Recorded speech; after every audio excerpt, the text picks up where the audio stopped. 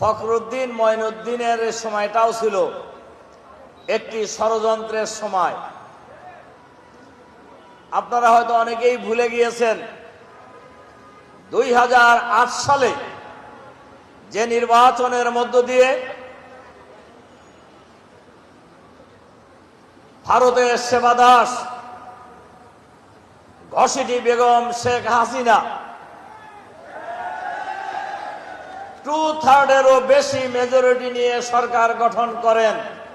ওই নির্বাচনই ছিল একটি ষড়যন্ত্রের নির্বাচন,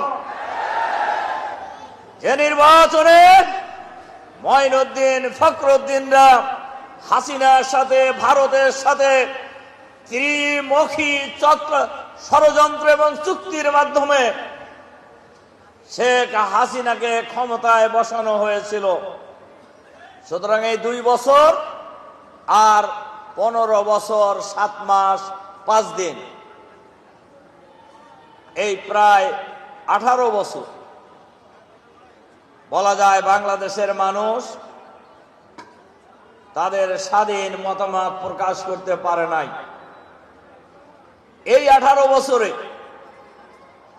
এই মাঠে একটি দল ছাড়া আর কোন বিরোধী রাজনৈতিক মতের লোক মিটিং করার সুযোগ পায় নাই।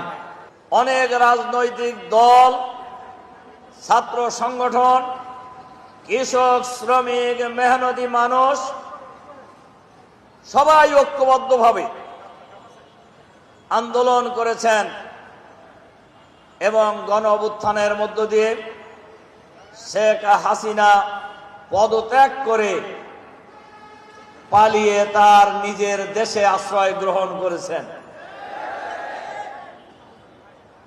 এটা শুধু আন্দোলনের মধ্যে দিয়ে হয়েছে আমি এটা মনে করি না, এটা আল্লাহ তাআলার এক বিরাট পরিকল্পনায় এই ঘটনা ঘটছে।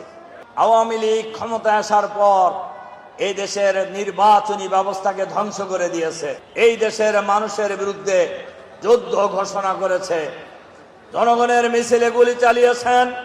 আপনারা জানেন আল্লামা দেলোয়ার হোসেন সাঈদী সাহেবের বিরুদ্ধে যেদিন এই ফাঁসির রায় দেওয়া হয়, সেদিন বাংলাদেশের দল, মত, জাতি, ধর্ম, বর্ণ নির্বিশেষে হাজার লক্ষ জনতা রাজপথে নেমে এসেছে। একদিনেই প্রায় 200 লোক জীবন দিয়েছে। বাংলাদেশের ইতিহাসে কোন নেতার জন্য তাদের কর্মীরা জীবন দেয়, এর কোন ইতিহাস আগে ছিল না।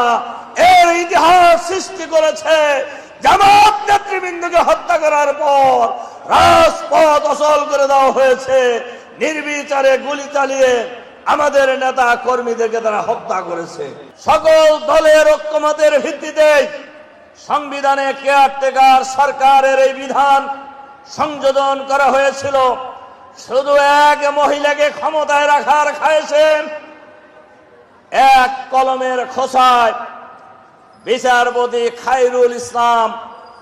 আমার এখনো অবাক লাগে এই ভদ্রলোক কেন এখনো গ্রেফতার হয় নাই।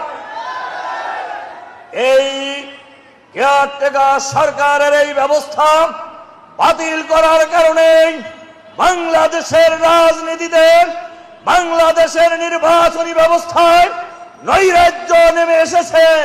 নৈরাজ্য সৃষ্টি করার পরিবেশ তৈরি করা হয়েছে। সুতরাং এই পরিবেশের জন্য বিচারপতি খায়রুল ইসলাম জাতির কাছে কোনো সময় আপনি মাপ পাবেন না। আপনারা শুনেছেন সেই দামি প্রধানমন্ত্রীর বক্তব্য। উনি বলছেন যে এই আন্দোলন করতেছে জামাত শিবিরের লোকেরা, এবং এই কথা বলে তিনি, আপনাদের মনে থাকার কথা, 1 তারিখে জামাত শিবিরকে তারা নিষিদ্ধ ঘোষণা করছিলেন। কি করছিলেন না? কেন করছিলেন? যে জামাত শিবির নিষিদ্ধ করলেই জামাত মাঠে নামে পড়বে, এই কারণে তখন পরিস্থিতিটা অন্যদিকে ঘুরায় দেওয়া যাবে। কিন্তু জামাত সেই কাজ করে নাই। করছে সে কাজ? জামাতের লক্ষ্য ছিল জামাতকে নিষিদ্ধ কে করলো না করলো, জামাত এটার থোয়ায় কেয়ার করে নাই। জামাতের পরিকল্পনা ছিল এই খুনি ফ্যাসিবাদী ভারতের তাবেদার হাসিনাকে পদ থেকে বাধ্য করার আন্দোলনকে চূড়ান্ত করা। আমরা সেই লাইনেই অগ্রসর হয়েছি। আমরা এই অন্তর্বর্তীকালীন সরকারের কাছে আহ্বান জানাবো, অবিলম্বে শেখ হাসিনা সহ এই স্বৈরাচারের দোসর যারা দেশে বিদেশে পালিয়ে গিয়েছেন সবাইকে ফিরিয়ে আনতে হবে।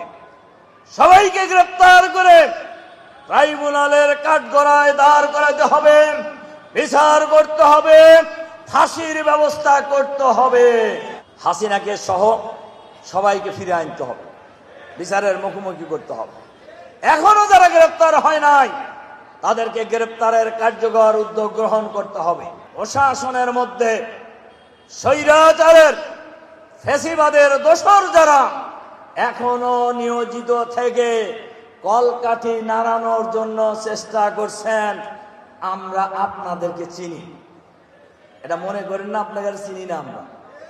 আমরা অন্তর্বর্তীকালীন সরকারের কাছে আহ্বান জানাবো, প্রধান উপদেষ্টা ইউনূস সাহেবের কাছে আহ্বান জানাবো, আপনার আশেপাশেও স্বৈরাচারের দোসর থাকতে পারে।